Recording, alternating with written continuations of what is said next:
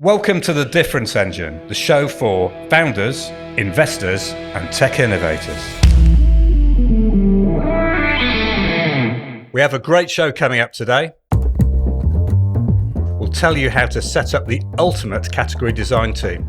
We'll also break down the category aftermath from when Dell and EMC collided.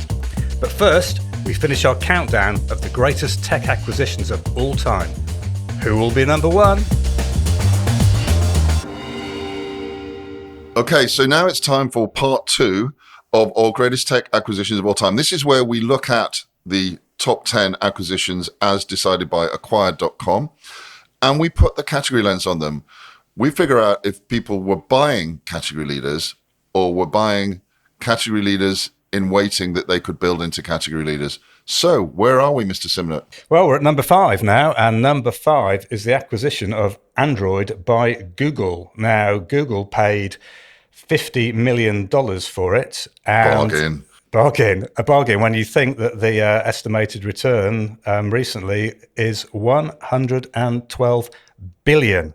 Can't do the maths, but it's a lot. That's good business. So casting our mind back, Google bought Android for around 50 million, as we said, and some incentives at the time. And by the middle of 2005, as the whole tech industry was starting to recover from the big bust and mobile was starting to pull the industry through, the whole eight-person Android team, $50 million for an 8-person team. That math I can do. That's 6 million each. That math I can do. So the Android team was relocated just a short hop down Route 82, not 101, 82. That one's a little bit further behind, just behind the mountains there, from Palo Alto to Google's HQ at Mountain View. What I find screamingly funny about this is that just 2 weeks before the Android team were bought by Google, they'd been laughed out of the Samsung boardroom. You know, big mistakes, old brothers. So the open sourcing of Android allowed Google's operating system to live on a variety of mobile devices, from mobile carriers right around the world. And that quickly started to account for the lion's share of the smartphone market. And along the way, many Android resellers also picked up related Google mobile services like search, Gmail, and the mobile advertising revenue that goes with them. Nice. But was this a category creating move? Well, only if you consider open source smartphone operating systems a category. In reality, Android is part of a duopoly still with Apple iOS. But as they have more units of Android installed on phones worldwide than Apple, that really makes Google the mobile OS category king. It does. And most of the world has Android. A small proportion of us in the West have these Apple iOS devices. And as we've seen later, market share reducing. But more of that later. So I just wanted to move on to number 4. It's the acquisition of Next by Apple. You're not talking about the retailer. I'm not talking about cheap brown shoes and nasty jumpers. I'm talking about Unix operating systems based out of the West Coast with Steve Jobs at the helm. So Apple paid a princely $50 million for Next, and it's thought that return was somewhere in the region of 126 So let's go billion. back to 5. Yep. 50 million for Android, Yep. return 112 billion. Yep. Equally 50 million for Next, return bigger. Yes, absolutely bigger, because it became a core part of a bigger single company. But, if we go back in history, Apple purchased Next, and it included at 1.5 million shares of Apple stock. And the reason they wanted to do it was to gain access to the Unix-based operating system NextStep, which ultimately then served as the foundation of Mac OS X. But that wasn't the really interesting thing about this deal, and I also don't believe it's where the value really came from, because the deal actually appointed Steve Jobs into an advisory role at Apple. This was all politics, quite clearly. Let's just get the prodigal son. Category leadership in this case wasn't about the technology. It was the acquisition that allowed Apple to recover Jobs, who would go on to be one of the all-time category kings, ably assisted by Sir Johnny Ive. So in this case, did they acquire a category leader? Did they build a category leader? In technology terms, no, they didn't. But yes, they did. It was category leadership, not by tech or market share acquisition, but eventual multiple category leadership by acqui-hire, because Steve Jobs was category. Right, which takes us on to, we're getting right up there now to the top 3. Number 3. And I think everybody knows that YouTube was purchased by Google. And if you don't, why not? There's some lovely maths here. The purchase price was 1.65 billion, and it's reckoned now to be worth 165 just a billion. A mere 10x. Just a little bit of a decimal point movement. So if you remember, when Google acquired YouTube in 2006, it'd only been around for a couple of years, but had invented the video sharing category and was leading it. Now, because of that acquisition, YouTube provides about a tenth of Alphabet, that's Google's parent, to those not familiar with its structure, revenues. Now, the number of videos available had already passed 25 million by March 2006. That's some phenomenal growth, because the site only went live in December 2005. And now people believe that there's tens of billions of videos available on the platform. You know, that is some growth. So it's like an instant hit that just kept going. They just bought into the right thing at the right time, and were able to leverage it with some other Google services. Now, you know, that is some growth. And it's interesting now that they're starting to move the brand out, and the YouTube music service has recently passed 50 million paying subscribers. That's a nice little bonus, although they won't really be worrying the people that category leader Spotify. Did they acquire a category leader? Oh, yes. I mean, this was one of the ultimate bets on category growth, and yet another category capture by Google.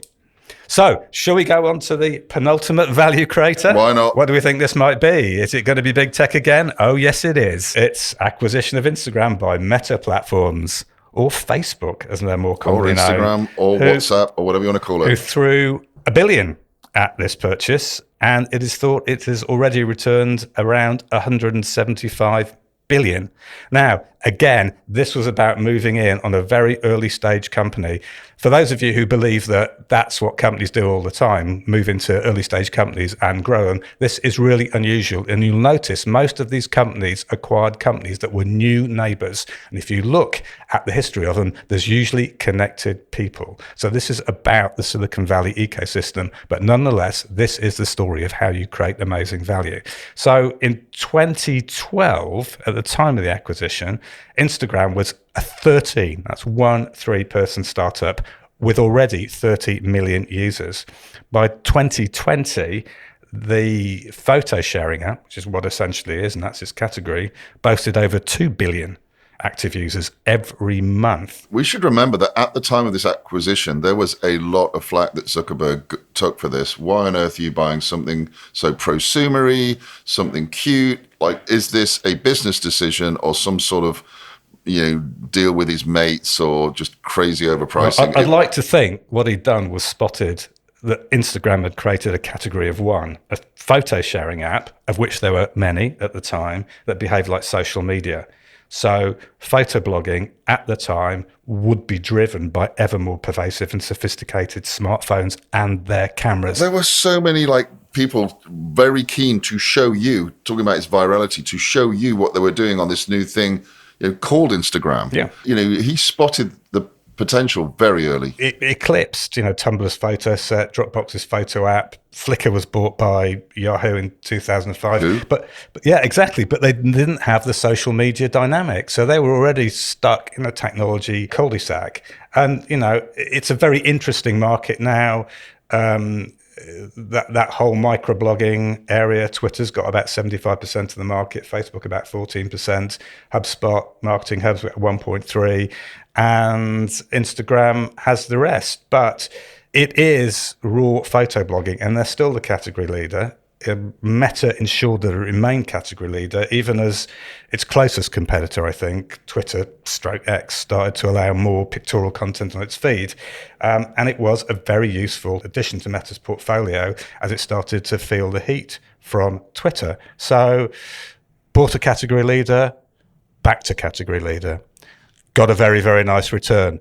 So who do we think is coming in at number one? Well, will it be Microsoft? Will it be Meta? No. Okay, who is it? It's the acquisition of DoubleClick by Google. And I bet if you ask most of our listeners what would be at number one, they wouldn't say this acquisition because it's quite under the radar for most. So they paid, this is Google, paid $3.1 billion for DoubleClick. And it is thought they're returning nearly $185 billion from it.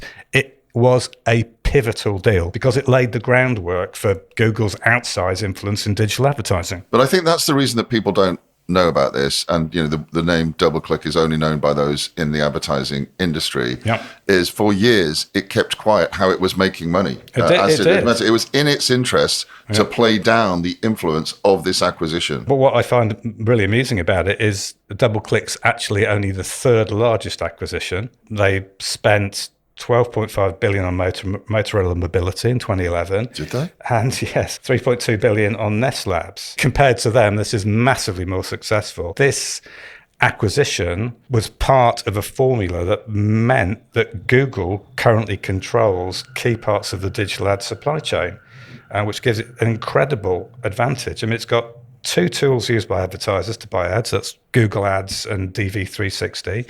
An ad server, which is used by publishers to distribute the online ads. That's DoubleClick for publishers. And an ad exchange where advertisers and publishers buy and sell ads through auctions. That's the magic right there, right?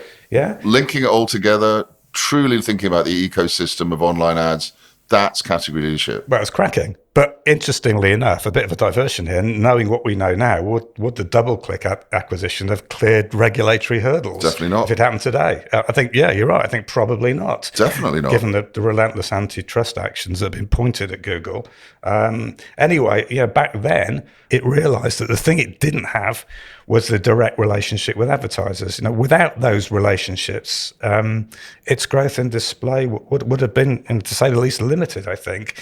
Short of acquiring technology and capability, that's not an easy capability to enable overnight. And so it really, really needed to acquire DoubleClick. Just a beautiful piece of synergy, right? I own all the search, I can sell the results to the advertisers, and I have a mechanism, an ad exchange to do that at the back. It's really clever, visionary stuff. And it looked quite expensive at the time, but Google knew this was so important. It wasn't going to lose a competitive auction for what was already a category leader, and it didn't. But I think there's another part to this story. I think that maybe, if we look at this in history, the biggest value add actually wasn't the tech. It was the somewhat ironic realization that one of ad tech's most pivotal acquisitions also solidified Google as a strategic ad tech acquirer, and they went on to acquire lots of other pieces of the pie. Also, the experience of integrating such a big, and don't forget, DoubleClick had gone public by this time, managed to get them into Google's culture and create a substantial footprint in New York where it hadn't really been before. And it set them up very well for subsequent acquisition activity. I mean, not to mention that the mountains of cash that's been able to so reliably generate since. So I think when we consider all this, it's probably not surprising that Google occupies 4 out of the 10 slots at the top end of this list. So I think, what can we learn overall from all of this? What can we learn? It's been quite a journey. 10 acquisitions, billions created. Some category leaders, some acqui-hires, some that we just don't see as category leaders. But there does seem to be a strong thread that picking out a category leader is smart business. It's no surprise that the big investments can lever big multiples. And we've talked about this before, that companies sometimes appear to be paying over the odds for an acquisition at the time, but the investment pays off handsomely in the future.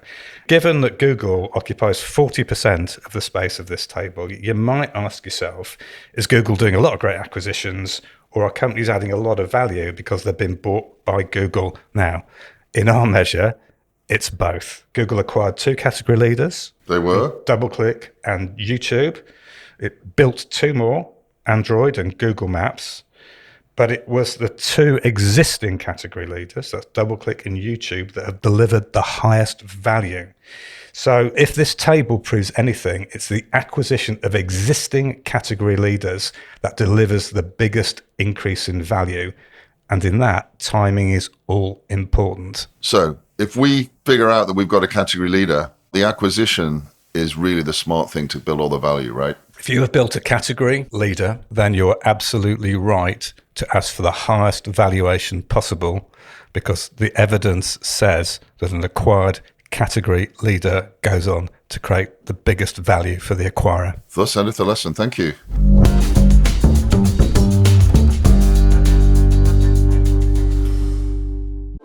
Think there are too many lookalike tech companies chasing the same markets? We do. We think it's because so few tech startups are able to build and lead their own categories. What matters most is to be different. Stop following and start building your own unassailable leadership position today.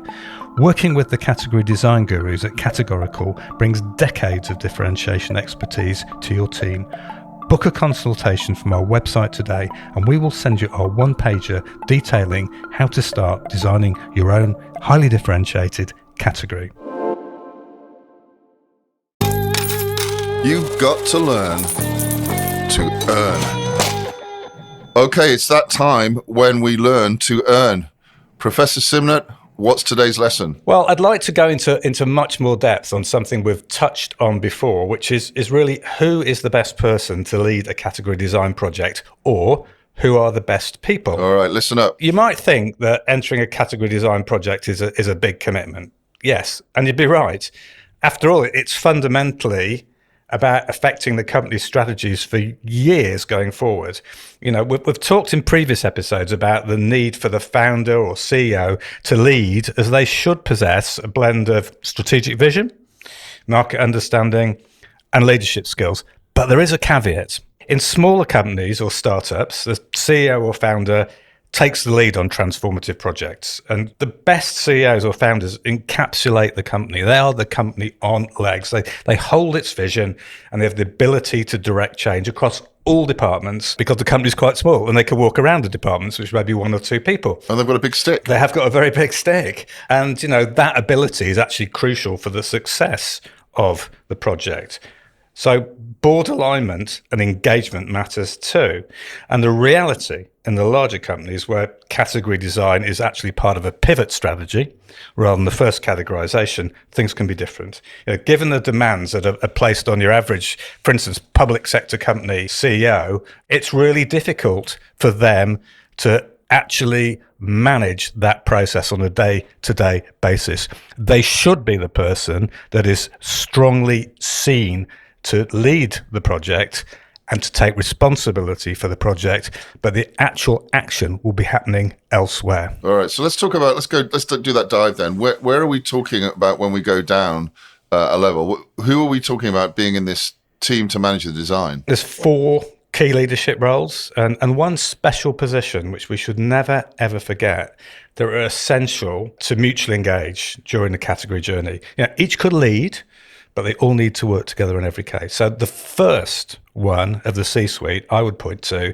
is the CMO, Chief Marketing Officer. Even though this is strategy, not marketing. Absolutely. Well, I was going to put that caveat in, but I'm glad you did, because they have some skills which are very applicable to the category design process. So they should have a deep understanding of market dynamics, of the customer needs, and therefore how to reframe them, brand positioning, and the value that's placed on the company and its products. So they can lead that project through the optic of the company's overall marketing and branding strategy. But of course, as you pointed out, category strategy, so the impact is much more wide than that. So that's why a head of strategy or chief strategy officer could lead. So this is our second important Absolutely. task. Now, they absolutely need to be engaged, because, as you said, it's strategy. So the CSO needs to be engaged. That person, if they're properly used in the company, should already be responsible for long-term planning and strategic initiatives, obviously, of which category design is one. They should have analytical skills and the foresight needed to identify new market opportunities. And they should shape the direction of a category design project as it reframes the customer needs. So just one thing on this. So you and I had a conversation this week with I guess you'd call them self-described as an ankle biter, but let's just say a challenger in a very large multi-billion-dollar market. And a very smart company with a very smart leader in charge of the category. Indeed. Now, he was a fractional CMO, but actually sat somewhere between CMO and Chief Strategy Officer. Yes, he did. It encompassed both of those things.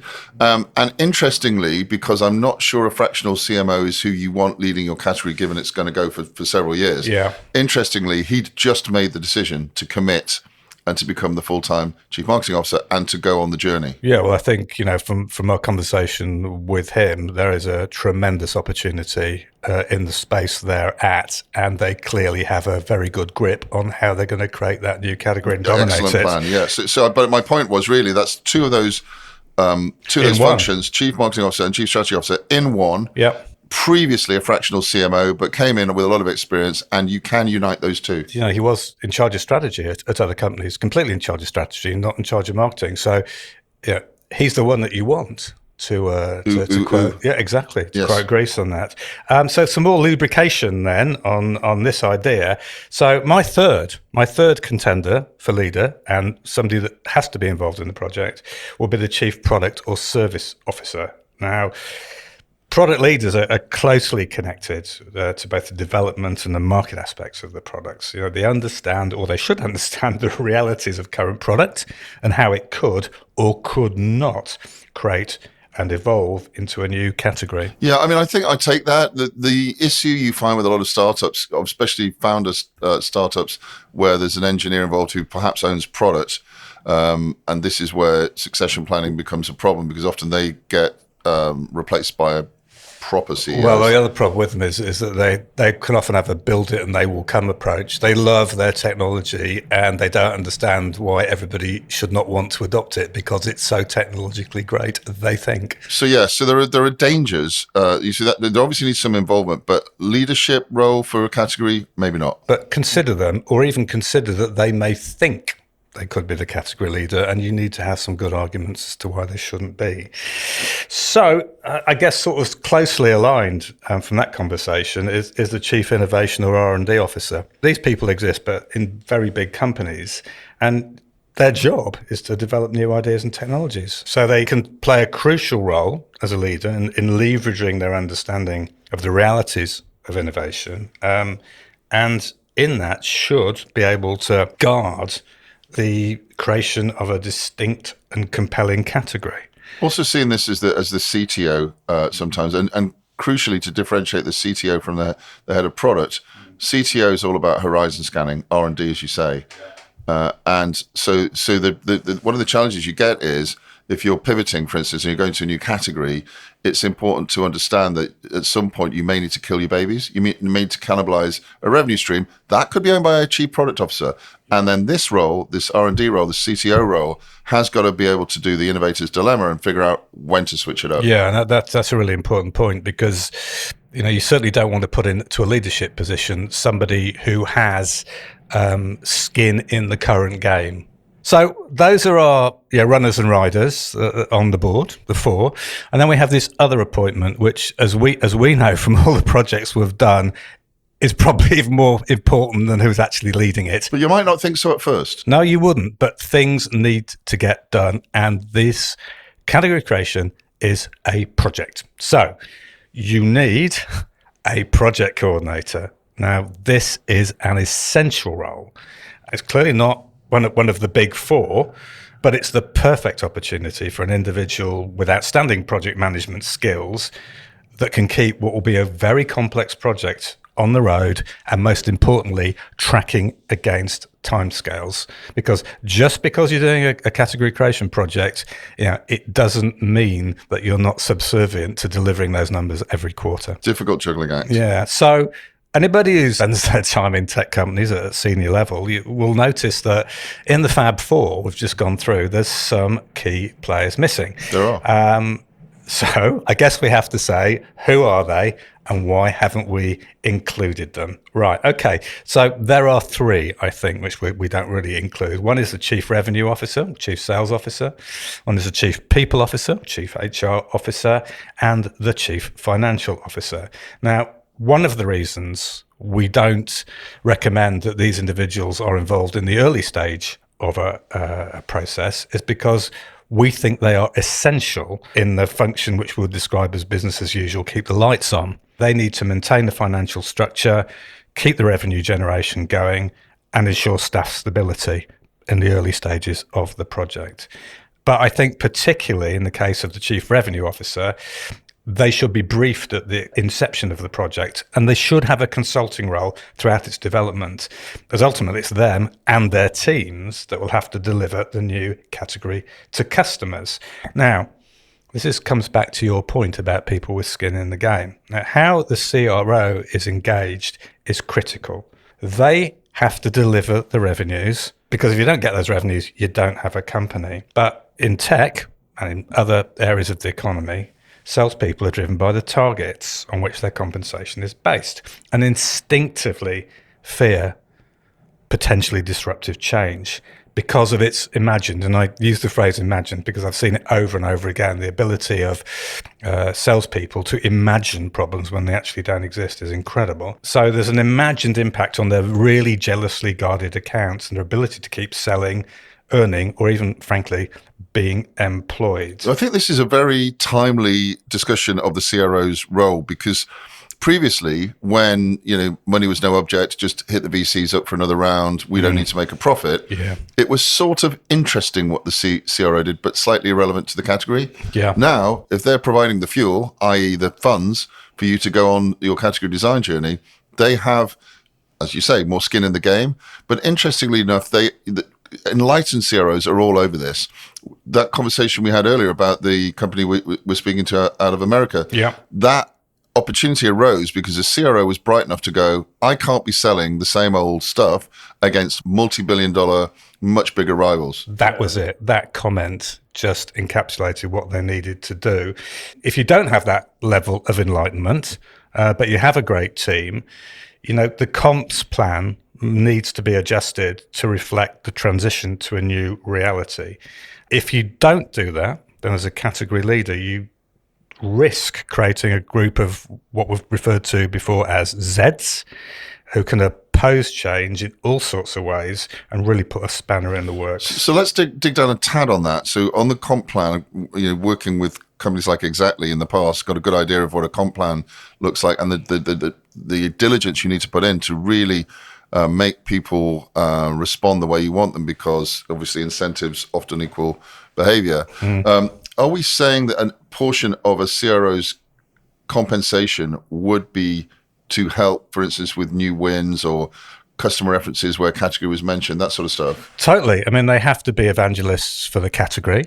But, anybody who's been in sales for about 2 nanoseconds would realize that if you're transitioning to a new category, the sales cycles are likely to get longer. For sure. And there'll have to be more meetings to explain what's going on. A lot of the salespeople have to jump up a number of strategic levels to be able to explain the new world to their customers, and they have to hold those customers in place.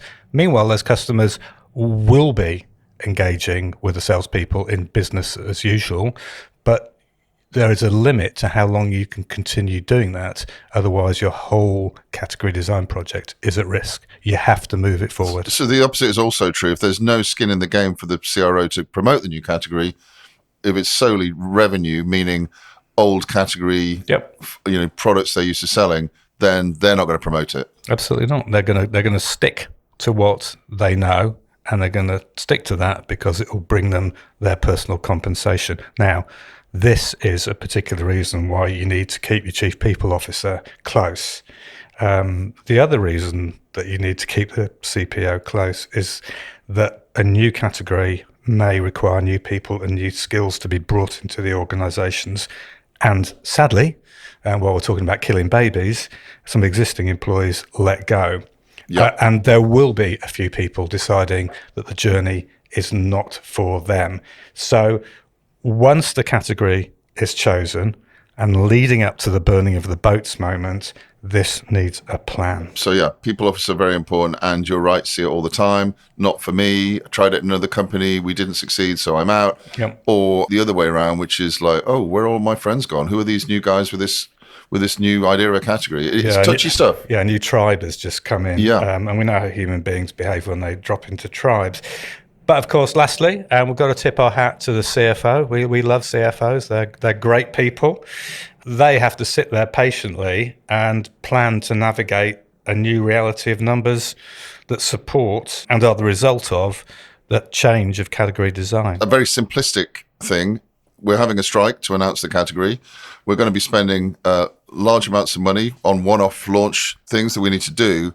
That's probably not in the plan until the CFO puts it in the plan. What do we think the real lessons are? Categories touch a lot of people in the organization. But I think ultimately the best person to lead a category design project has to be a strategic thinker with a deep understanding of the market, strong leadership abilities, and most of all, I think, the authority to hold sway in the company. Let's face it, most of us are motivated by personal reasons as well as more community-oriented responsibilities. But this person, because a category design project is a big deal, they have to embrace it as a key career moment and a really powerful addition to their skill set. But this is really important too. It's not all about them. As should be obvious, this individual should also be capable of fostering collaboration across different departments to ensure the project is successful. If you want to know any more about that and get some of the battle scars from some of the projects we've seen, please just look into the show notes. We'd be happy to help. Just hit us up.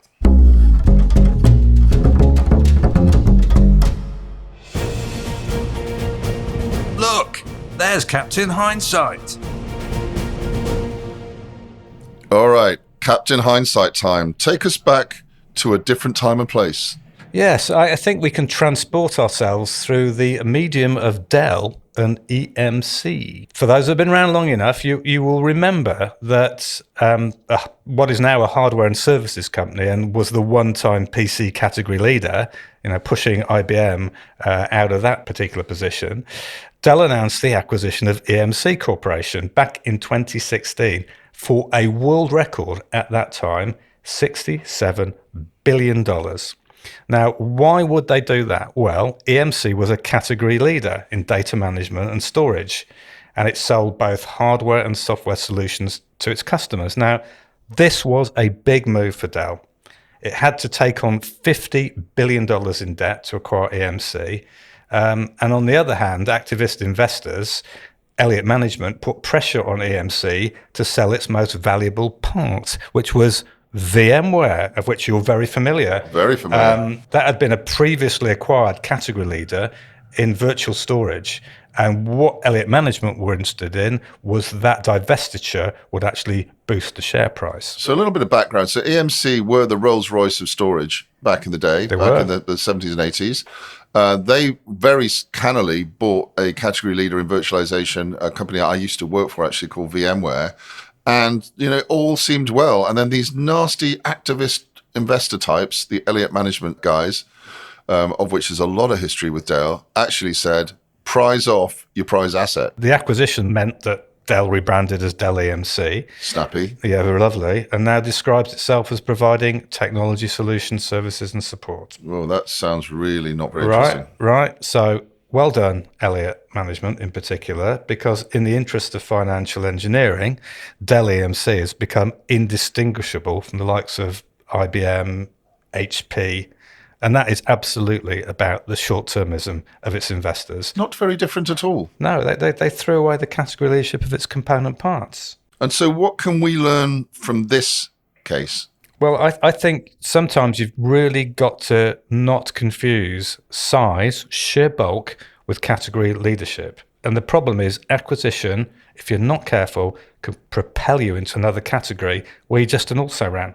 And you'll Right. never be able to take most value from the market. And at the end of a category's life cycle, if you will, there's this dark world where it becomes less about technology and innovation and more about, as you say, financial engineering. So just as an epilogue to the Dell EMC story, you see that the VMware subsidiary was in fact spun out. And a lot of people no longer work for the former category leader called VMware.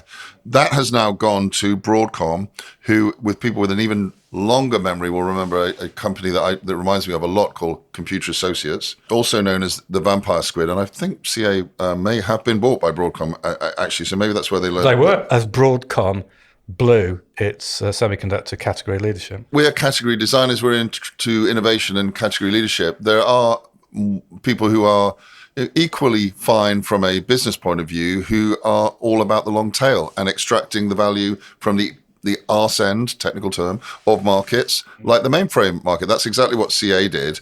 And perhaps Broadcom sees that virtualization is also getting into that long tail mode. Of course, that has some pretty bad effects on buyers. If I'm a lifelong VMware buyer, love the product, love the vision, love the virtualization category as so, now they are looking at their T's and C's, which are busily being rewritten to extract maximum value from the cash cow. And that's all it's a little bit sad. I think the Register literally said that the customers of Broadcom are facing a bumpy ride. And that's because what they're doing is not investing, not category leading, not designing anything new, but coming up with more and more clever ways to extract cash from the cash cow. But it's only going one way. This is a declining part of the market that's ultimately going to disappear. Now, if that makes sense to you in terms of investment, in terms of driving cash out of your users,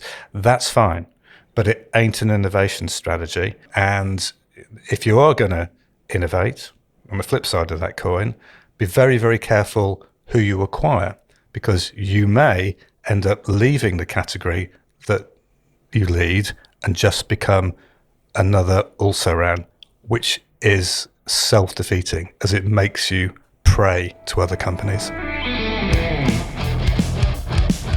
Thank you for listening. If you want to learn more, go check our blog posts on becategorical.com. If you have a category issue, then we can help. Get in touch with us. And remember, don't be better, be different.